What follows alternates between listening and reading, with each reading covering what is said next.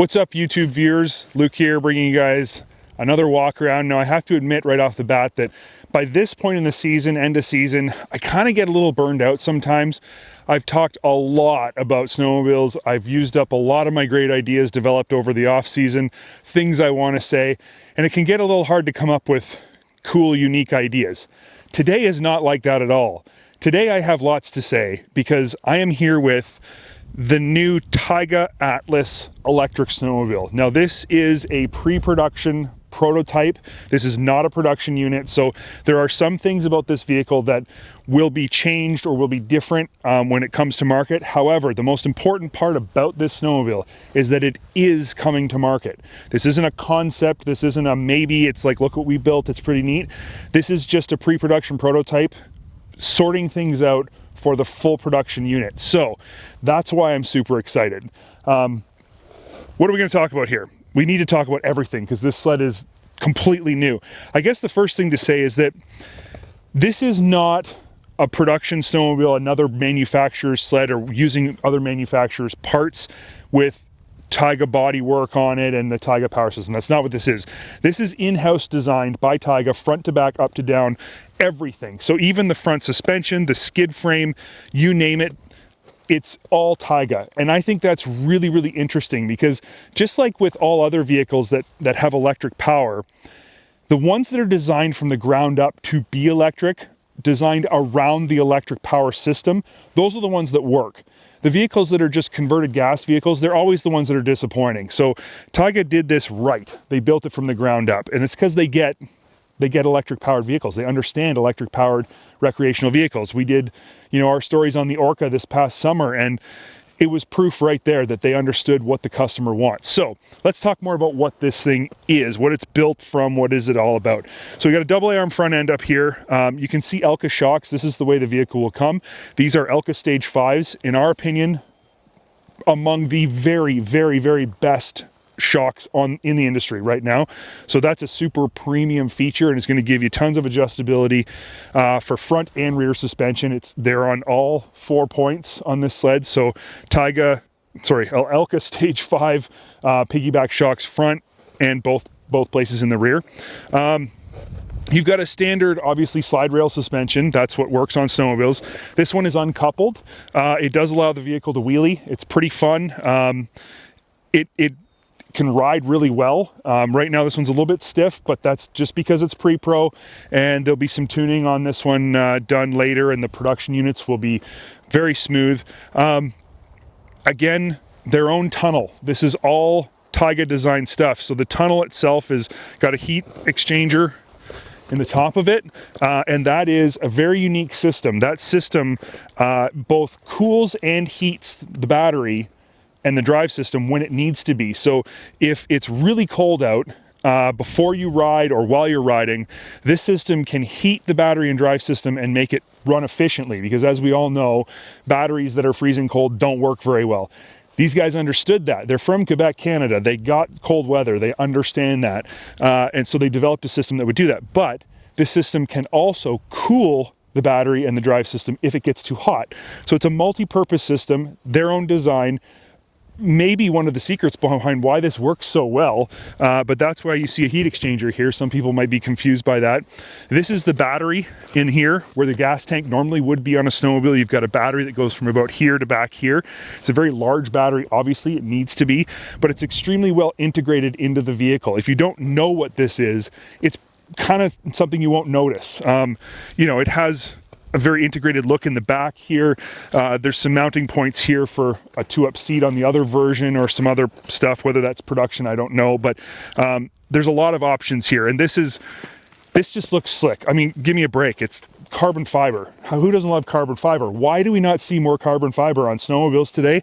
I don't know, but this one has it. Even things like here where you've got your drive axle mounted brake. This is a really nice haze brake. It's one we're familiar with, works great, love it, feels and works awesome, but it's got a carbon fiber cover. And honestly, The more carbon fiber something has, the better. I don't know why. Even if it doesn't do anything, I just love it. So this is great here. Brake works really well. It's got good feel. Generally speaking, I haven't liked drive axle brakes. I feel that there's a little bit less feel in them, but because they're using the Hayes system with the excellent master cylinder and brake lever, the feel is actually here, and it works really well, and I'm actually very happy with it. This is the first time I've liked a drive axle brake before, so that's a big kudos to Taiga there. Bodywork obviously is the thing we can see while we're looking at it. This color is just freaking sick. I love it. In the sun, it's beautiful. So that's, you know, looks are important, right? You're buying a snowmobile, it's got to look cool. If it is cool but looks not cool, then it's less cool. Bodywork, again, all in-house design, but personally, I just think it has a really fast look. Now, it would be easy to develop a snowmobile. I think back to the days of the Blade. That was an ugly snowmobile. It was technologically advanced, but honestly, it was butt ugly. This sled on the snow, sitting still, looks like it's going fast. It looks aggressive. The style is modern. It's just fantastic, and I love it. Even like something like this little line here into the headlights, the kind of the eyebrow down into the headlights, it makes it look like it's frowning at you or scowling at you. That's a cool feature. Now, this one doesn't have a windshield. There is an accessory windshield that will be available. There's a windshield, so don't worry about that. You will have wind protection for those guys who like to run lakes or northern areas that are cold. That's going to be available. Under here is where the magic happens, of course. So we're not allowed to see under the hood of this one because, like I said, there's magic. There's a unicorn under there making this thing do all its stuff, I guess. But what we do know about it is that the engine is the motor, not engine, the motor is mounted in this general area. So over here, we've got another carbon fiber cover. Oh my goodness, I love it. Right here. So you've got your drive axle mounting here. While it is direct drive, it doesn't mean that the motor is mounted directly or there's a gear between the motor and the drive axle. There's a different system in there, and it all just allows them to place the motor in the most optimal position for weight distribution and things like that. So that's why that system is the way it is. It looks slick. It doesn't encroach on your foot positioning, mostly because, as you'll notice on this side, the running boards are huge. There's tons of space right here for your foot. There's no enclosed area along the side, so your foot can actually sit just a tiny bit outside the running boards if you want. We put a bunch of miles on this thing, and that didn't bother me at all. I didn't feel like my foot was going to slide off. There's super grip on these running boards, so you're really locked in tight. And this worked really well. This is something that other manufacturers, I think, could look at and do their systems this way, because this was really comfortable. Okay, let's move on. We've got a set of CNA Pro skis on this one. That's not final. There's lots of options that they're playing with right now on the pre-production units, and lots of ideas they're throwing around about different skis and whatnot. So there may be different skis on the production model. These ones we liked, but we liked the ones that were on the Nomad better. They were curved skis. But again, I'm not going to say that this is the way it's going to come because I have no idea. And LED headlight, LED taillight, obviously. We got a 125 ice ripper for a track. It is a 137, which is a super smart move. That's the way the industry's going. All of our favorite sleds this past season were 137s. So this being a 137, it just jumps it right to the front of the line in terms of how it's going to handle, how it's ride, traction, all of those things. 137 was the right move here. Up on the dashboard, this is kind of the, I don't know, this is the fanciest part of it all, I guess. Under here, there's your charging ports, and there's two different charging ports. You've got your 240 household. It's a quick charger, but not like a turbocharger. That's what this one is. Then these two prongs here are if you have the super high performance, like charge the battery from 20 to 80 in 30 minutes or whatever it is. That's what they use all of this stuff. So you don't actually use all of these pins right from the charger that you have at your house all the time. So that's something interesting to note. Undo the cap and put the gas in. There's no way to do that because it doesn't exist. Throttle block here on this side is an electric throttle block or electronic throttle block. There's no cable that runs under the hood. Obviously, there's no throttle bodies. This is a system that works. Now, we've dealt with a lot of electronic throttles or e-throttles before, and honestly, I've hated every one of them. They don't work right. I don't like how they feel. this works. This one, Mark and I both agreed, there's no downsides to this. It feels good, it works good, the feedback is good. There's none of that jumpiness when you're going through bumps like there are in some of the other ones where you get that jerky, power delivery as your thumb is wiggling a bit. This doesn't do that at all. It's very linear, very smooth, and very comfortable. You've got over here, again, that wicked Hayes master cylinder that we just absolutely love with that amazing lever that just fits in your fingers perfectly. You got your left-hand switch gear here with your hot grip controls. You've got your reverse button, your headlight button, and then the button up at the top here is what controls your modes. So this vehicle will come in a number of different, versions. There will be a base model and there will be a performance model. The base model has the base model battery and will make 120 horsepower. The performance version, if you can believe it, is going to have a little bit higher capacity battery and will make 180 horsepower. Like, give me a break, man. 180 horsepower. We've got sleds that have been around for companies around for decades who are just now figuring out how to make 180 horsepower. So that is wicked impressive. This one here has somewhere in the neighborhood in performance mode or sport mode between 100 and 120. It is just a prototype. This is not final version. So they're still messing with the programming and the electronics to get it right. But what I can say is this one in sport mode, making maybe slightly less than 120 horsepower, felt wicked. It felt awesome. Like, I never once thought to myself, I need more power. I can only imagine what having another 60 plus horsepower would feel like. It would be pretty insane.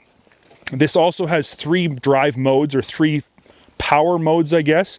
And they aren't related to horsepower. They're related to how you use the power, what kind of power is available to you, wattage outputs, and all the fancy science stuff that I don't understand. But there's 3 of them. There's eco, there's normal, and then there's sport. And in eco, you're limited quite a bit. It's very, very mellow to ride, very easy to control. Acceleration is super smooth and just really a mellow riding sled. You could give this to any new rider and they would be completely safe and comfortable on it. You go to normal mode, which is where most people would spend most of their time. Obviously in eco mode, you're going to get the most range out of the vehicle. Normal mode, your range is going to drop a bit, but you're still got really smooth power. It's not intimidating. Full throttle is fast, but not overly fast. And then you have sport mode, which, it's just a fact of battery operated vehicles that in sport mode, when you're heavy on the throttle and you're really ripping, you're going to use more battery, but you're going to have way more fun. So it's totally worth it, in my opinion. How does it all work? How do you make it go? Well, that's the cool part about this vehicle. You do have a kill button. And when I saw that, I was like, what are you killing? It's not going to stop anything. But it actually functions as a kill button. There's a very important reason why. So there's a green button right here. You push it once and it starts the system up. It makes everything turn on. And that's, I guess that's equivalent to like turning your key on, right? Like your screen comes on, but you're not running yet. So once everything's turned on, you can see on your gauge, the numbers on the gauge will be gray, and that means that you are in essentially park. So the vehicle, you can hit the throttle, nothing's going to happen. Everything's on the gauge here, but nothing happens when I hit the throttle. If I want to drive the vehicle, I push the green button one more time. Now the numbers go blue, and we'll have a cut in so you can see what this looks like. Now the vehicle will actually move and move forward. It's really user-friendly. It actually makes perfect sense, and it takes no time at all to figure it out and it becomes second nature to just push the buttons when you want to go. The one thing that will get you though, and this is something Taiga thought of because they understand safety and they understand what has to work. Because this vehicle right now is akin to a normal snowmobile running, like sitting there idling, that's what it's doing right now. If a normal snowmobile was sitting here running and you hit the throttle, it would jump forward. But you would know that it was running because you could hear it. So you wouldn't hit the throttle, you wouldn't make that mistake. This sled is now running. If I hit the throttle, it'll jump forward. But I don't know that it's running when I walk up to it. Some guy in a parking lot can walk up and go, hey man, cool, nice Taiga, let me see how the throttle feels, and shoot off into the gas pumps or something. So that is why there's a kill button. As soon as you push this down, it puts it back into park mode. Nothing will happen now with the throttle. It's completely safe. When you want to ride it again, pull the kill button up, push the green button, you're back into drive mode. So it's a very safe system. It's very user-friendly, makes perfect sense. You just have to remember, use the kill button every time you stop to make sure the throttle doesn't get blipped accidentally. And that's really all there is to it. You have a tether as well. Very smart. I think a lot of snowmobiles out there that should have tethers these days don't, and I think a lot more of them should. There's a lot of high performance snowmobiles that have no tether, and that seems crazy to me. I will talk a little bit, we're going to do more on this sled, but I will talk a little bit about things like ergonomics. And that's one of the things that impressed me most when I got on this sled was how comfortable it is. Like, there's companies out there that have been around for a long time that are building snowmobiles that are very uncomfortable to ride and sit on. This one feels like perfect. Actually, it's a word I don't often use, but it fits here. I am super comfortable. Handlebars are in the right spot. My knees are in perfect position. My feet are wider than normal because of the drive belt and the brake being on the drive axle, but I don't feel like they're spread far apart because of the way the running boards are designed. My feet are in a perfect position, so I don't feel like I'm super wide. Handlebars, great positioning. They're adjustable. It just feels right. I don't know, it's hard to describe exactly, but it just feels right. Riding it is fun. You can get off the side of the seat really well and move around on it. No issues there. The seat on this one, being a pre-pro, is pretty firm, but the guys took a lot of notes while we were out riding, and I think that's something that'll probably change. But it is a very comfortably shaped seat, which is probably more important than anything else. In terms of riding it on the trail, it's just a completely different new experience altogether. You're still riding a snowmobile. It's still riding a snowmobile on snow. It handles really well, really well. And again, I keep referring to this, but there's companies out there who've been building snowmobiles for a long time who still can't figure out how to make them handle properly. Taiga, first go, thing handles great. So clearly built by people who understand snowmobiles and who are snowmobilers themselves, and that is the key to building a great snowmobile. It has to be built by people who ride, and this one was. The gauge cluster itself has tons of information on it. You've got RPM, which I think is really interesting. It's not something I would think about with an electric vehicle, but it's an interesting thing to have there. You've got your wattage output on this side with a gauge, a swing gauge as well. In the bottom, you got your battery percentage that's left over. This isn't the final version of the gauge, so there's some information on here that may not be there. There's a whole bunch of temperature information on this one, like motor, battery, air temp, water temp. I think that should be left on. I love it. I love watching all those little technical temperature things, but that may not be there in the final version. You got the date, so you know what time you've warped into. You've got the time, and then your modes up here, eco and the different modes as you push the button to change through them. The gauge is readable. It's very nice looking. It's full color. It's just a really usable gauge. It works great, and I have no complaints about the gauge whatsoever. Now this vehicle, as I said, this is a pre-pro. So Taiga is always working on new ideas. They're always developing their vehicles and pushing boundaries and trying new things that may not end up on a production vehicle, things that may never make it to market, but they're trying them. And the reason they do that is because there's lots of great ideas out there. People say, hey, what about this? You don't know if it works until you actually just give it a shot. And that's probably one of the bigger benefits. Again, I've talked a lot about benefits to an electric vehicle, but that's one of the benefits to a vehicle that runs on software, not hardware, so to speak. You can change anything about this vehicle just with an update. You can make it do all kinds of different things. You can add functionality to all these buttons just by changing the programming. It's very simple. So the one thing we did test while we were out is a launch control, a type of launch control. It worked good. It was the very first go. It was programmed into the vehicle like last night, so it's their first try at it. But it's just neat to me that somebody over at Taiga said, hey guys, what if we tried launch control? And they went, okay, program it in by some smart guy, and we got to test it out. So it's really neat, and I can only imagine what other ideas they could come up with and other things that they could integrate into this vehicle. Speaking of integrating, and I'm sorry this is really long, but there's lots to say, just like the Orca we rode in the summer, this vehicle has wireless connectivity right to Taiga. So if there is an update for this vehicle, it comes automatically. You don't actually have to take it to a dealer. You don't have to plug your phone in. You don't have to put a USB, none of that crap. It just, boom, updates, done. That is so user-friendly. I'm, as much as I love a lot of the other, gauges and stuff on the market, they always require something extra to update them to the latest version or to fix problems. And honestly, I'm not that technical. I don't want to do that. I just don't want to, basically. I'm probably lazy as anything more than anything else. This is a lazy man setup. I don't have to do anything. They do all the work, and that's pretty cool. What else can I say about this? I've said a lot. I guess the only other thing to talk about would be maybe charging. So This vehicle has numerous different ways to charge it. There is a charge controller under the hood. If you're going to use 120 or 240 volt at your house, it utilizes the charge controller that is permanently mounted to the vehicle to give you, I'm not going to quote the numbers because I don't know, but give you faster charging on board.